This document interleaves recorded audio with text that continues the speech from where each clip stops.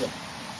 Well, hi everyone. Here we are again, and this is just a short overview of our third episode, our third podcast episode. Well done. Thank you. Got that? I'm Prue. This is Rocky. Yes. And we'd like to welcome you to our episode. And I'm going to, because I was the one who was talking in this episode, I'm going to give you a short summary of what we covered. Yes. You know, being study skills, I like summaries of things, right? Yes. So this is sort of like the cheat sheet, I guess, to the podcast. But if you want to find out more about each of the sections, you should definitely go and listen. Yes. And what do we call this, Prue?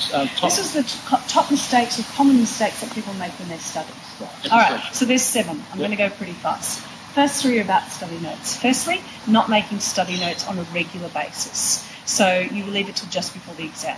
Second mistake is not finishing the notes early enough. So they make them, but then there's no time to learn them, no time to practice.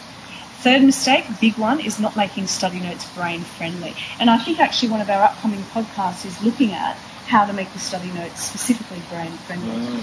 The fourth mistake is in terms of your learning techniques, not using a wide range of study techniques, just using one.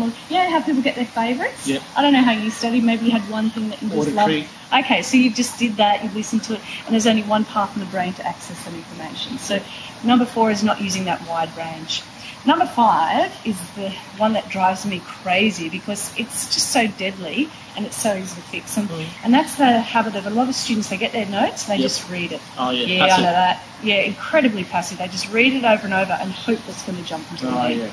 Dreadful way of studying. Yep. So we don't want to do that. That's number 5. Number 6, the 6th one I talk about in the podcast, is not making sure that you do practice under exam conditions. Yes. So they get a past paper, but they don't do it as a test. Yeah. And so they think they know it, they get an exam, and it's all shock and horror because it's not like it was at home. Yeah.